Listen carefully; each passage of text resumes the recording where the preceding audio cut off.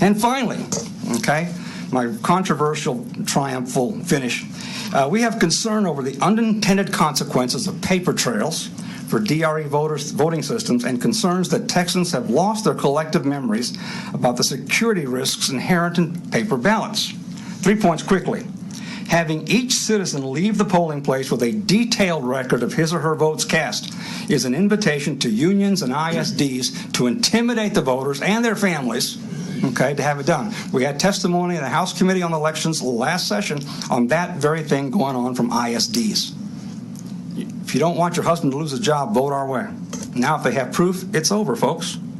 If the legislature feels that voter confidence can be enhanced by some paper trail for their DRE ballots, we should strive to emulate paper trail models used by banking institutions for electronic banking transactions.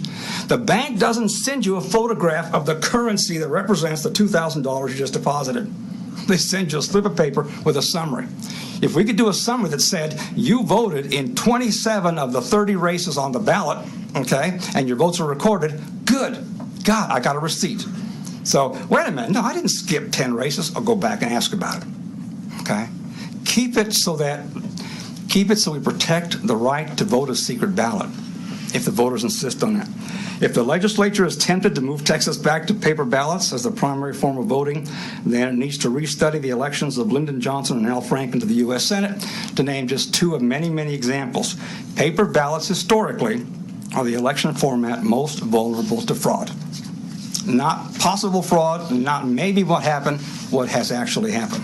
So those are our 7 key issues. If this select committee is seriously interested in making recommendations to improve election security in Texas, then we grunts on the front line would urge you to seriously consider recommending action on these 7 concerns. Thank you, and I'm ready for any questions.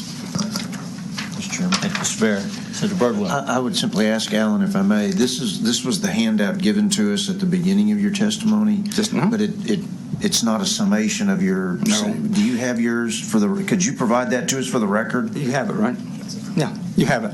Oh, we don't have it. Okay, you have it. Okay. Yeah, that's the example of what the high school teachers helped me to create. Okay. To teach people election law. Yeah. Okay. You have a copy of my testimony. All right. Thank you, sir. Thank you, sir. Mr. Vera, thanks for testifying and for all that you do. You've been involved in this for a long time, and I guess you kind of referenced that with Senator Birdwell, but you've also been the original kind of grunt, didn't you? You served in Vietnam, isn't that right? Army Ranger, Airborne, Vietnam. Thank you. Back then it was called covert ops. They hadn't invented special ops yet, so. Thank you. But I was in a country where President Nixon and Secretary of State Kissinger constantly denied that any Americans operated. I wrote about that. Mm-hmm. So you know, yeah. Ask Tom Clancy. Prepared you well for the stuff you're doing now. Oh, absolutely. Like. Let me ask you about that paper backup, and I'm just one of them. But you and I, as on most things, we agree. For my part, I wouldn't want there to be paperwork that I take home with me that shows how I voted. Pressure would just be too great in all kinds of settings. I do agree with you about that. What do you think about the testimony we heard about a paper ballot that is generated that you see, but then it's retained there in the machine, so that way if we need to do a recount, there is a paper, but you can't take it with you.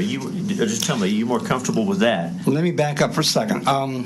Let me say first that my starting position is that most government institutions will fix even those things that aren't broken. Okay? So try to anyway. First step is, if it ain't broken, try to make sure it doesn't get broken. Okay, we have, as I travel around the country, 28 states, teaching people how to be good poll watchers, they always talked about Texas as their ideal place on election law. You guys have got the photo IDs, well, we did. You guys have got those electronic ballot machines that you cannot hack, you cannot reproduce, you cannot insert new ballots in there. You guys are great. Most of the country sees us, okay, as pretty far advanced. They don't get to sit on these discussions of our election law. So first of all is, we have a system right now and a voting technology that is in place that is potentially vulnerable, okay? And academia has told us there are several ways this thing might be crashed. Maybe, possibly, could be.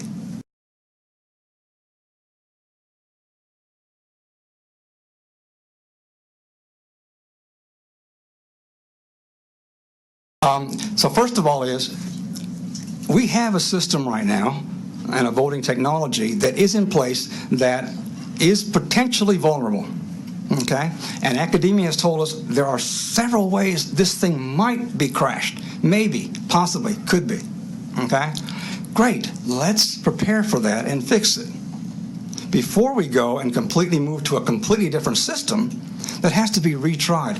A lot has gone into our current DRE technology in terms of constant improvements.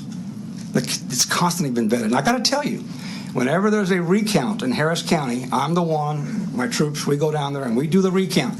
And because the challenger has to pay for the recount, the first thing they do is they challenge the mail ballots. Okay? And so the mail ballots in Harris County are handled by the book and fed through a scanner and counted.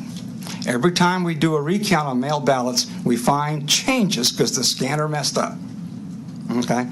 Scanners are not high on our list of things that we think are 100% reliable. Okay? In the few recounts we've done off the DREs, of course, it's matched up perfectly, which they do.